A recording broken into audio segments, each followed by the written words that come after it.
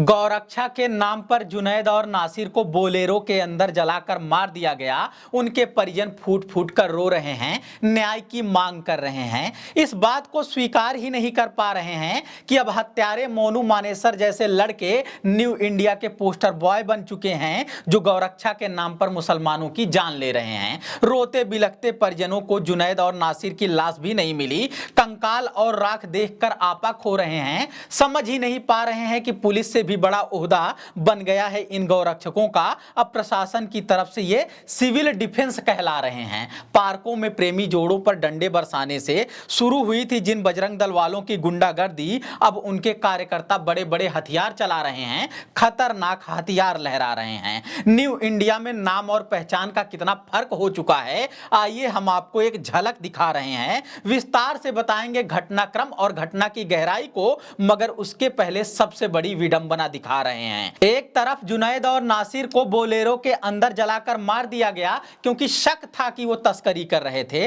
दूसरी तरफ मोनू मानेसर जैसे गुंडों को मान सम्मान सिविल डिफेंस का दर्जा दिया गया है, जबकि सबूत है कि वो खुलेआम हथियार चलाते हैं। जुनैद और नासिर अपने बचाव में किसी विधायक और सांसद को एक फोन तक नहीं लगा सकते थे, और मोनू मानेसर इस देश के सबसे बड़े नेताओं से मिलने जाते हैं, उनके साथ फोटो खिंचवाते हैं। जुनैद और नासिर को कुछ कहने कुछ बोलने का मौका तक नहीं दिया गया, जबकि मोनू मानेसर जैसे गौरक्षक अपना वीडियो संदेश जारी कर रहे हैं। जुनैद और नासिर के परिजन उनकी लाश तक नहीं देख सके क्योंकि सिर्फ कंकाल बचा और राख बची। इधर मोनू मानेसर के चाहने वाले सोशल मीडिया पर वीडियो वायरल करा रहे हैं, उसे सिंघम बता रहे हैं। इसलिए उन सभी तर्कों कुतर्कों को खारिज कर दिया जाना चाहिए जिसके आधार पर लोग इसे दो गुटों की भिड़ंत बता रहे हैं या फिर गौ तस्कर और गौरक्षकों के बीच की जंग बता रहे हैं। यहां एक तरफ शासन प्रशासन द्वारा तैयार किए गए हथियारबंद गुंडे हैं और दूसरी तरफ निहत्थे आरोपी मुसलमान जो पीटे जा रहे हैं, मारे जा रहे हैं।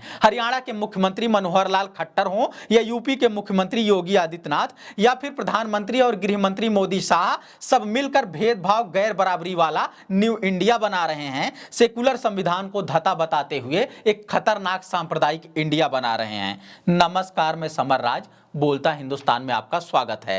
राजस्थान के भरतपुर निवासी जुनैद और नासिर को हरियाणा में बजरंग दल के गौरक्षक पकड़ते हैं, मारते पीटते और घायल करते हैं। घायल दशा में उन्हें पुलिस थाने ले जाते हैं, मगर पुलिस वाले वहां से छोड़ देते हैं। फिर कुछ घंटे बाद भिवानी में जली हुई बोलेरो मिलती है और उसमें दोनों की लाश मिलती है। लाश जैसा कुछ बचा ही नहीं था, कंकाल मिलती है और राख मिलती है। परिजन रो रहे हैं, चीख रहे हैं, चिल्ला रहे हैं और ना जाने किससे न्याय की मांग कर रहे हैं। पीड़ित राजस्थान के हैं तो वहां के मुख्यमंत्री और पुलिस वाले थोड़ी बहुत संवेदनशीलता दिखा भी रहे हैं, मगर असल सवाल है कि जहां सारी घटनाएं हो रही हैं उस हरियाणा में शासन प्रशासन के लोग क्या कर रहे हैं। हथियार लहराता हुआ यह गैंग, ट्रकों पर गोलियां चलाता हुआ यह गैंग, सड़कों पर खूनी खेल खेलते हुए वीडियो बनाता हुआ यह गैंग आतंकी गिरोह नहीं, सिविल डिफेंस कहलाया जाता है। खुद हरियाणा प्रशासन की तरफ से उसे यह नाम दिया जाता है, काम दिया जाता है। शायद इसीलिए बेफिक्री से इस गैंग का सरगना मोनू मानेसर न सिर्फ कानून को अपने हाथ में लेता है, बल्कि सारी करतूत का वीडियो बनाता है और सोशल मीडिया पर डालता है, वायरल करवाता है।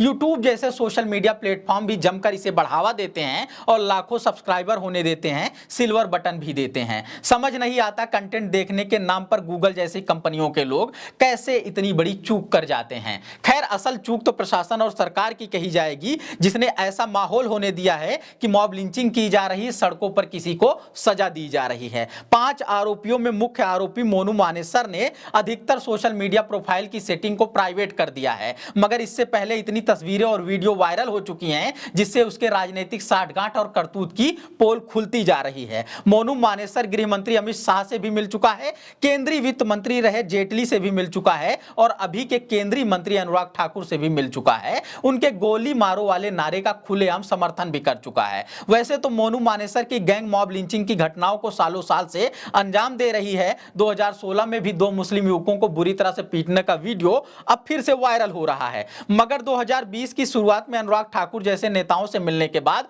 मोनू मानेसर का कॉन्फिडेंस बढ़ा होगा। फिर अनुराग ठाकुर को केंद्रीय मंत्री बनाए जाने के बाद गोली मारने जैसे काम में उसका इंटरेस्ट और बढ़ा होगा। तभी 2023 तक हालात ऐसे हो गए हैं कि हर रोज मारपीट और मॉब लिंचिंग की घटनाएं अंजाम दी जा रही हैं। 2014 से जिस नए इंडिया की शुरुआत हुई थी, 2019 में जिस तरह के नए इंडिया पर मुहर लगी थी, 2024 में उसे और ज्यादा खूंखार बनाने की कोशिश की जा रही है।